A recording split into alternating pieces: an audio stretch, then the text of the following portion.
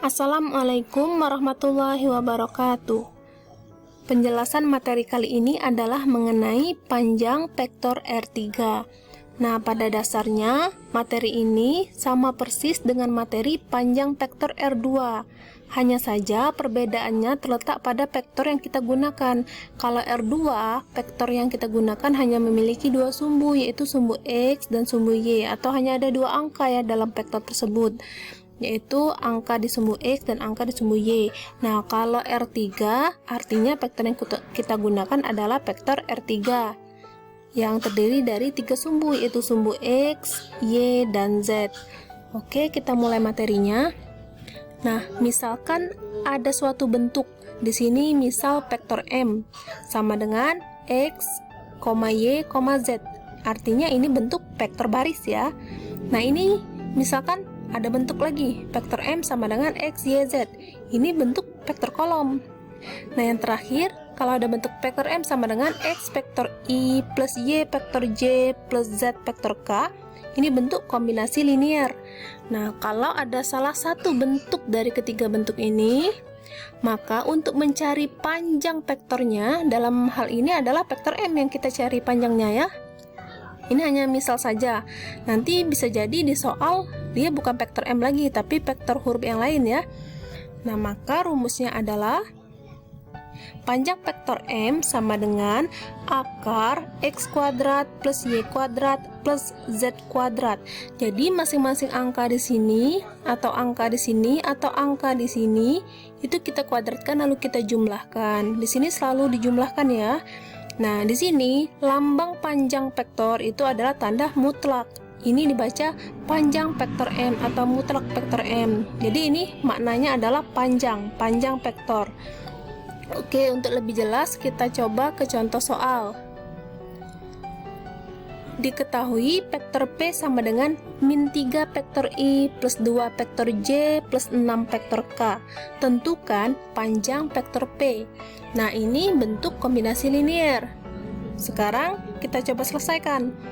Panjang vektor P artinya mutlak vektor P sama dengan rumusnya tadi adalah akar dari X kuadrat plus Y kuadrat plus Z kuadrat. Nah, yang mana jadi X? X-nya min 3, Y-nya 2, Z-nya 6.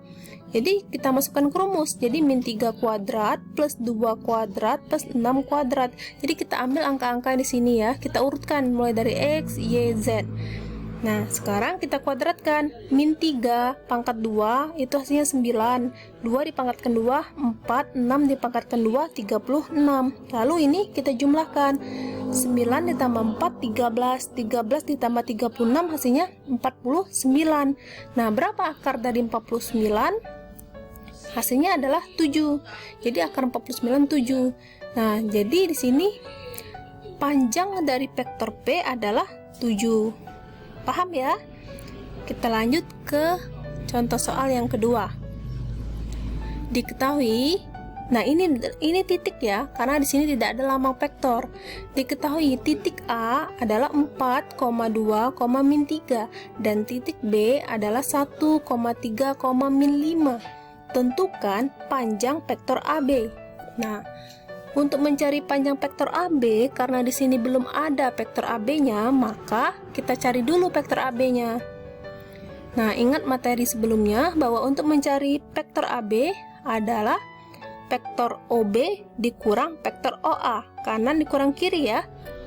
Oke, vektor OB sama saja dengan titik B, yaitu 1,3, min 5. Kita letakkan di sini. Selanjutnya dikurang vektor OA sama saja dengan titik A, yaitu 4, 2 dan min 3. Kita letakkan di sini. Ini selanjutnya kita dekatkan 1 dikurang 4 ke sini ya. 3 dikurang 2 ke sini, min 5 dikurang min 3 ke sini ya. Min 5 dikurang min 3. Min 3-nya dari sini ya. Nah, sekarang karena ini tandanya masih ada yang berdekatan, kita selesaikan dulu yang ini. Jadi yang ini kita tulis lagi. Nah, yang ini min 5, ini min ketemu min hasilnya plus. Jadi min 5 plus 3. Baru kita selesaikan. 1 dikurang 4 hasilnya negatif 3. 3 dikurang 2 hasilnya 1. Min 5 ditambah 3 hasilnya min 2. Nah, sudah dapat vektor AB-nya. Vektor AB-nya adalah min 3, 1 dan min 2. Selanjutnya kita cari panjang vektor AB-nya. Nah, jadi panjang vektor AB sama dengan akar, ini rumusnya tadi ya, rumus panjang vektor.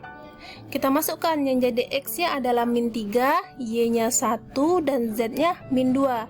Jadi di sini -3 kuadrat plus 1 kuadrat plus -2 kuadrat. Di sini selalu plus ya, jadi kalau ada min kita kurung. Kita selesaikan, -3 dikuadratkan hasilnya 9, 1 kuadrat 1, -2 dikuadratkan hasilnya 4. Nah, kita jumlahkan 9 ditambah 1, 10, 10 ditambah 4, 14. Apakah ada akar dari 14? Nah, akar dari 14 ini koma-komahan ya, tidak ada hasilnya. 7 bukan akar dari 14, tidak ada angka ya yang kalau kita kuadratkan hasilnya 14. Jadi biarkan saja bentuknya seperti ini kalau tidak bisa dipecah lagi.